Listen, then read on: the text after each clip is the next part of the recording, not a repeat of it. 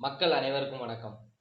இன்னைக்கு இந்த காணொலியில் எதை பற்றி பேச போகிறோம் அப்படின்னு பார்த்தோம்னா, புரட்சி கலைஞர் விஜயகாந்த் அவர் மறைவு செய்தி கட்டாயம் தமிழ் மக்கள் அனைவரையுமே பாதிச்சிருக்கும். தமிழ் மக்கள்னு கிடையாது, ஏழை எளியவர்கள், கஷ்டப்படக்கூடிய சிரமப்படக்கூடிய அனைத்து மக்களுக்குமே அவர் இறப்பு செய்தி மிகுந்த மன வருத்தத்தை கொடுக்கும், மன வலியை கொடுக்கும். காரணம் என்ன அப்படின்னா, ஏழை எளியவர்களுக்கு ஐயா விஜயகாந்த் அவர்கள் தன்னால் இயன்றன்னு கூட சொல்ல முடியாது. காரணம் என்ன அப்படின்னு பார்த்தோம்னா, அளவு கடந்து அவர் செய்திருக்கிறார். பசி என்று வந்த எந்த ஒரு மனிதரையும் வயிற்று பசியோடு அனுப்ப மாட்டார், கட்டாயம் உணவு அளித்து தான் அனுப்புவார் என்று நம் செவிவெளி செய்தி நிறைய பேர் சொல்லியிருப்பாங்க, நம்ம கேட்டிருப்போம். ஐயா விஜயகாந்தர் அவர்கள் தமிழ் சினிமா உலகத்தில் நூற்றுக்கணக்கான 200 படங்கள் நடித்திருக்கிறார். உண்மையில் சொல்ல போனா அவர் ஐயா கேப்டன் விஜயகாந்த் அவர்கள் ஒரு மனிதநேயவாதி. மக்களுக்கு அவர் கொடுத்து கொடுத்து சிவந்த கரங்கள் அப்படின்னு சொல்லுவாங்க. ஐயா விஜயகாந்த் அவர்களை ஒரு முறை நான் நேரில் பார்த்துருக்கேன். அவர் பேசும் விதம், அவர் வாக்கு சேகரிப்பதற்காக சுப்லாபுரம் என்ற ஒரு கிராமத்திற்கு வந்திருக்காரு. அப்போ நான் பார்த்துருக்கேன். உண்மையிலே நான் பார்த்து வியந்த மனிதர் அவர்கள். காரணம் என்ன அப்படின்னு பார்த்தோம்னா, இந்த பகுதிக்கு வாக்கு சேகரிக்க எத்தனையோ அரசியல் தலைவர்கள், எத்தனையோ ஒரு அரசியல்வாதிகள்லாம் வந்த இடத்துல அவர் கொஞ்சம் வினோதமாக இருந்தார். மக்கள் அணுகுமுறை அப்படின்னு சொல்லி ஒன்று இருக்கு இல்லையா, அதை நம்ம பார்க்கும்போது அவர் உண்மையிலே எனக்கு கொஞ்சம் பிடிச்ச தலைவர் அவர். என்னுடைய முதல் வாக்கு கூட நான் அவருக்கு தான் செலுத்தினேன், அதுதான் உண்மையும் கூட. காரணம் என்ன அப்படின்னு பார்த்தோம்னா, எனது தாய் மாமா மருமகனே கொட்டு முரசில் இப்போ வாக்கு செலுத்துங்க அப்படின்னு சொன்னாங்க. தாய் மாமாவின் வார்த்தைக்கு நான் கொட்டு முரசுக்கு வாக்கு செலுத்தினேன். காரணம் என்னன்னு பார்த்தோம்னா, அவ்வளவு எளிய ஒரு முறையில் மக்களை அப்படி அணுகுமுறையில் சந்திச்சார், சிரிச்ச முகத்தோட. ஏழை எளியவங்களை பார்த்து அவர் சொன்ன வார்த்தைகள், கஷ்டப்படுபவர்களுக்கு அவர் உறுதுணையாக அனுப்பணும்னு சொன்ன விதம்னு ஒன்று இருக்கு இல்லையா, அப்படி இருக்கு. நம்ம வாக்கு செலுத்தியது உண்மையில் நான் பெருமைப்படுகிறேன், மகிழ்ச்சி அடைகிறேன். அதெல்லாம் ஒரு பக்கம் இருந்தாலுமே உண்மையிலேயே அவர் புரட்சி கலைஞர் என்பதற்கு எடுத்துக்காட்டு அவர் தான். காரணம் என்ன அப்படின்னா, தனது சினிமாவில் புரட்சிகரமான வசனங்கள், விஷயங்கள் மற்றும் பேசியதோடு நிற்காமல் மண்ணுக்கு இறங்கி மக்களுக்காக களத்தில் நின்று புரட்சிகரமான செயல்களை செய்திருக்கிறார். நிறைய செய்திகள் சொல்லிக்கிட்டே போகலாம். குறிப்பாக ஒரு சின்ன விஷயம் சொல்ல போனால், நம்ம சினிமாவே எடுத்து பார்ப்போமே. நம்ம மக்கள் சினிமாவில் ரொம்ப முங்கி இருக்காங்க. இருந்தாலுமே சினிமாவில் அவர் உச்சத்தை தொட்டுட்டார். அவர் நினைச்சிருந்தா தனக்கு 2 குழந்தை, ஆண் குழந்தைகள் இருக்கு, 2 பிள்ளைகள் இருக்காங்க. அந்த 2 பிள்ளைகளுக்கும் சொத்து சேர்த்து வச்சுட்டு அவர் காலத்திலிருந்து மகிழ்ச்சியா ரொம்ப இனிதாக கடந்து போயிருக்கலாம். ஆனால் அதெல்லாம் விட்டுட்டு அவர் மக்களுக்காக நின்னது இந்த மக்களை நேசிக்க போய் நின்னாரு. ஆனால் பல அரசியல் சூழ்ச்சியின் காரணமாக அவர் பெயரை அசிங்கப்படுத்தினார்கள். மக்களும் அதை அந்த தருணத்தில் மக்கள் பார்க்கும்போது அது உண்மையும் கூட அப்படிங்கிற மாதிரி எல்லாம் தெரிஞ்சது. காரணம் என்ன, அவருடைய உடம்பு சூழ்நிலை சரியில்லாத காரணத்தினால் அந்த மாதிரி இருக்காரு அப்படிங்கிறத யாரும் புரிஞ்சுக்கிடாம, அரசியல் தலைவர்கள்லாம் சொன்னதெல்லாம் மக்கள் சரின்னு நம்பிக்கிட்டு இது பண்ணிட்டாங்க. மக்கள் மீது அதிகமான நம்பிக்கை வைத்திருந்த அவருக்கு அது உண்மையில் அப்பத்தான் அவருக்கு தனது உடல்நிலையில் உண்மையிலே மாற்றங்கள் வந்திருக்கும். காரணம் என்னன்னா, மக்கள் அவ்வளவு நம்பி அவர் செஞ்சிருக்காரு, நின்றுருக்காரு, மக்களுக்காக போராடுறாரு. மக்கள் நம்மளை நம்பலே, இவங்க பேச்ச நம்பிட்டாங்களே, அந்த ஒரு மனவழியிலே உண்மையிலே அவருக்கு உடம்பு மிக மோசமாக மாறிவிட்டா, அப்படித்தான் சொல்லணும். அதான் உண்மையும் கூட நான் நினைக்கிறேன். அதாவது சினிமா உலகத்தையே நம்ம எடுத்து பார்த்தோம்னா, அவர் ஒரு மிகப்பெரிய ஒரு செல்வந்தர் வீட்டு பிள்ளை அப்படின்னு சொல்லி நம்ம கேள்விப்பட்டிருக்கோம். காரணம் என்ன அப்படின்னு பார்த்தோம்னா, அவர் மதுரையில ஏதோ ஒரு ஓரத்துல உள்ள ஒரு செல்வந்தர் அப்படின்னு சொல்லி நம்ம கேள்விப்பட்டிருக்கோம். காரணம் என்னன்னு பார்த்தா, ஒரு ரைஸ் மில் ஓனரின் மகன் ஐயா விஜயகாந்த் அவர்கள் அப்படின்னு சொல்லி நம்ம கேள்விப்பட்டிருக்கோம். ஒரு ரைஸ் மில் ஓனர் மகனுக்கு ஒரு சினிமா ஆசை, ஒரு மோகம், சினிமா மீது கொண்ட காதல். அவர் சினிமாவில் நடிப்பதற்காக சென்னைக்கு வந்துள்ளார். சென்னைக்கு வந்த உடனே அவருக்கு யாரும் எதுவும் தெரியாது. அவர் சென்னையில ஒரு தனியார் ரெஸ்டாரண்டில், ஒரு தனியார்ல ஒரு ஹோட்டல்ல தங்கியிருக்காரு. அவர் அப்படி ஒரு தங்கியிருக்கும் போது ஐயா குள்ளமணி அப்படின்னு சொல்லக்கூடிய அந்த நடிகர் அவர்கள் அவர் பார்த்துருக்காரு. என்ன தம்பின்னு கேட்கும்போது என்னுடைய பேர் விஜயராஜ், நான் மதுரையில இருந்து வந்திருக்கேன்னு சொல்லி அவங்களுக்குள்ள அறிமுகமாயிக்கிறாங்க. நல்லா வெடிப்பா இருக்காரு, இவர் கட்டாயம் நல்லா நடிப்பார் அப்படிங்கிற ஒரு தோணியில வந்து ஐயா குள்ளமணி அவர்கள் வந்து சிபாரிசு செய்கிறாரு. விஜயராஜ்னு ஒரு பையன் வந்திருக்காரு, மதுரையில இருந்து வந்திருக்காரு, அவர் நல்லா நடிப்பாரு, அவருக்கு ஒரு வாய்ப்பு கொடுங்க அப்படிங்கிற மாதிரி எல்லாம் அவர் ஐயா குள்ளமணி அவர்கள் வந்து கேட்டிருக்காங்க. ஐயா விஜயகாந்தன் வந்து நடிப்பதற்கு ரொம்ப காலதாமதம் ஆகுது. காரணம் என்ன, அவருக்கு வந்து ஐயா குள்ளமணி அவர்கள் வந்து சப்போர்ட் பண்றாங்க. குள்ளமணி அப்போ நேரத்துல சினிமாவில் வந்து கொஞ்சம் நல்ல முறையில் வந்து பிஸியா இருக்காரு.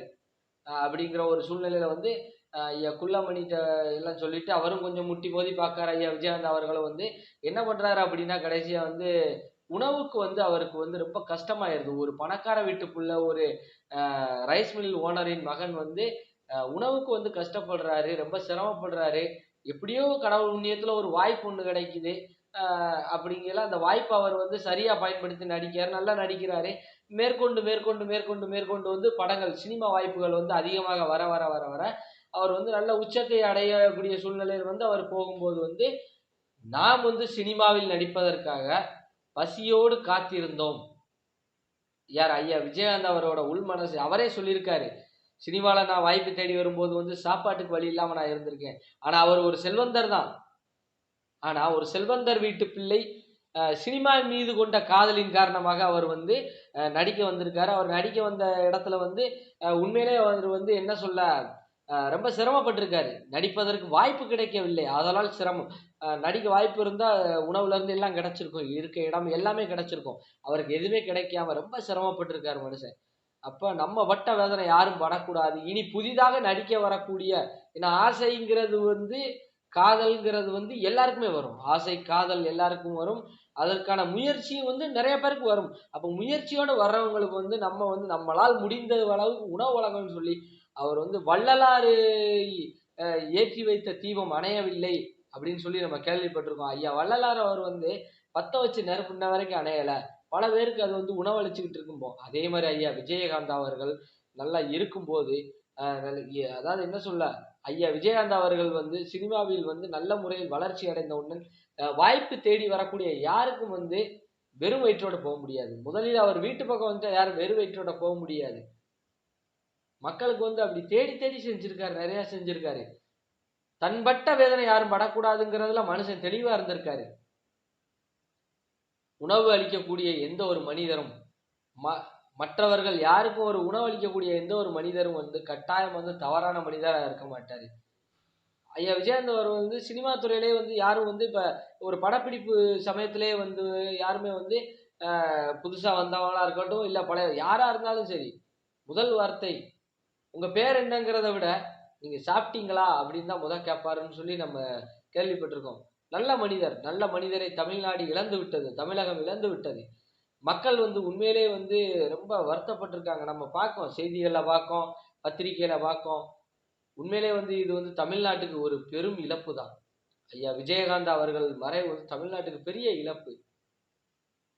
தேடி வந்தவர்களுக்கு உணவளித்த மனிதன், சிரமப்பட்டவர்களுக்கு உணவளித்த மனிதன். உண்மையிலே தமிழகத்தின் கோட்டையை பிடித்திருந்தால் அவர் கட்டாயம் வந்து ஏழை எளியவர்களுக்கு பட்டினி பஞ்சம் என்று வராது. சினிமாவின் மூலம் உச்சத்தை அடைந்தாலும் தன் பிள்ளைகளுக்குன்னு ஒண்ணுமே சேர்க்கல. இப்ப சினிமாவுன்னு எடுத்துக்கிட்டோம்னா, இந்த சினிமாவில் வந்து எத்தனையோ பேர் கோடிக்கணக்கில் லட்சக்கணக்கில் சம்பாத்தியம் பண்ணி செட்டில் ஆயிருக்காங்க. தனக்கு மட்டும் இல்லை, நல்ல உச்சத்தில் இருக்கக்கூடியவர்கள் தனக்கு மட்டும் இல்லாது தனது பிள்ளைகளுக்கு, அதுக்கு அடுத்து வரக்கூடிய பிள்ளைகள், அதாவது தனது பேர பிள்ளைகளுக்கு, அதுக்கு 3-4 தலைமுறைக்கு சேர்த்து வச்சிடுறாங்க. எந்த ஒரு கவலையும் பட வேண்டாம், உட்கார்ந்துக்கலாம். எங்க போனாலும் கற்றவர்களுக்கு செல்லும் இடமெல்லாம் சிறப்பு என்பது போல நடிப்பவங்களுக்கு வந்து எங்க போனாலும் மதிப்பு, மதிப்பு வச்ச பிழப்பு. அப்படி இருக்கக்கூடிய இந்த காலத்துல ஐயா விஜயகாந்த் அவர்கள் வந்து தனது பிள்ளைகளுக்குன்னு சொல்லி எதுவுமே சேர்க்கல. அதான் உண்மை. அவர் ஒவ்வொரு கூட்டமும் நடத்தும் போது வந்து அவர் சொல்லுவாரு, அது உண்மையும் கூட, நம்ம தேடி பார்க்கையில தெரியுது. ஒவ்வொரு கூட்டமும் நடத்தும் போது தனது சொத்தை வித்து ஏதாவது ஒரு பங்கு வித்து வித்து வித்து தான் கூட்டம் நடத்தியிருக்காரு. கட்டாயமா சொல்ல போனா அவர் ஒன்னே ஒண்ணு அடிக்கொருக்கா சொல்லுவாரு, ஏ மக்கள் மக்கள் எனக்காக கொடுத்தது, நான் மக்களுக்காக கொடுக்கறேன்னா மக்கள் எடுத்துக்கோங்க, நான் உங்க 4 பேர் நாங்க உங்க வீட்டுக்கு, அதாவது ஐயா விஜயகாந்த் அவர்கள், அவர்கள் மனைவி, அவர் பிள்ளைங்க, நாங்க 4 பேர் உங்க வீட்டுக்கு வந்த ஒருவேளை சோறு போட மாட்டீங்க நீங்க, தமிழ்நாட்டுல எத்தனை லட்சக்கணக்கான ரசிகர்கள் எனக்கு இருக்கீங்க, என் மேல எவ்வளவு அன்போட இருக்கீங்க. வீட்டுக்கு ஒரு வீட்டுக்கு ஒரு வேலைக்கு வந்தாலும் என் வாழ்க்கை முடிந்துவிடும், அவ்வளவு தூரம் என் மேல அன்பா இருக்கு, எங்களுக்கு இது போதாது, இதுக்கு மேல என்ன வேணுங்கிற மனுஷனை எங்கேயா பார்க்க முடியும்? அப்படிப்பட்ட ஒரு மனிதன் இன்று நம்மிடம் இல்லை. மன வலி, மனம் உண்மையிலே கொதிக்கிறது. எல்லாம் அரசியல் சூழ்ச்சி தான், அப்படித்தான் சொல்லணும். உண்மையிலே மனிதனுக்கு அவருக்கு உடம்பு சரியில்லைன்னு நம்ம ஏத்துக்கிறோம். எப்படி சரியில்லாம போச்சு யாருக்கு தெரியும்? உண்மையிலே ஐயா விஜயகாந்த் அவர்கள் நல்ல ஒரு இரும்பு மனிதர். அவர் இதயம் எப்படி நொறுங்கி இருக்கும். இந்த மக்கள் அவரை கோமாளி ஓல சித்தரித்து இந்த ஊடகம் எல்லாம் போட்டுச்சு. இன்னைக்கு இந்த ஊடகம் எல்லாம் இவரை ஒளிபரப்பு பண்ணுது. ஐயா உண்மையிலே அன்னைக்கு நேரத்துக்கு நீங்க இந்த மனிதரை இவ்வளவு தூரம் நீங்க போட்டிருக்கவே வேண்டாம். அன்னைக்கு நீங்க போட்டு இன்னைக்கு இப்படி போடவே வேண்டாம். உண்மையிலே காரணம் என்னன்னு கேட்டா, இது என்னுடைய சொந்த கருத்து. ஏன்னா மனவழி பொருந்தி தான் நம்ம இந்த காணொலியை வெளியிட வேண்டியது இருக்கு. ஐயா விஜயகாந்த் அவர் இழப்பு நாம் தமிழர் கட்சியில இருக்க என்னையவே பாதிக்குது. உண்மையிலே அந்த சொந்த கட்சிக்கு பாமர எளிமையான வீட்டு பிள்ளைகளுக்கு ஐயா விஜயகாந்த் இறப்பு உண்மையிலே மனச்சங்கடத்தை தான் கொடுக்கும். ஏன்னா எளிமையான மக்களுக்காக போராடிய மனிதர் அவர். தமிழகத்தில் உள்ள ஒவ்வொரு கிராமத்திலும் விஜயகாந்த் அவர்களின் இறப்பை ஏற்றுக்கொள்ள முடியாமல் மக்கள் ரொம்ப மன வருத்தத்துடன், முடிந்தவர்கள் நேரில் சென்று அஞ்சலி செலுத்தினார்கள், முடியாதவர்கள் மௌன அஞ்சலி என்ற முறையில் அவரவர் கிராமத்தில் செய்தார்கள். மேலும் ஊர்வலமாக மௌன அஞ்சலி ஊர்வலமாக நிறைய கிராமங்களில் மௌன அஞ்சலி ஊர்வலமாக சென்று விஜயகாந்த் அவர்களின் மறைவை ஏற்றுக்கொள்ள முடியாமல் தங்கள் மனவழியோடு அவர்கள் ஐயா அவர்களை போற்றும் விதமாக மௌன அஞ்சலியாக சென்றார்கள். அதில் சுப்லாபுரம் கிராமம் என்ற ஊரில் நான் பார்த்தேன். ரொம்ப நொந்துட்டாங்க மக்கள். உண்மையிலே அனைத்து கட்சியினருமே அந்த இறுதி அஞ்சலி ஊர்வலத்துல கலந்துக்கிட்டாங்க. தங்களால் நேரில் சென்னையில் போய் கலந்து கொள்ள முடியவில்லை.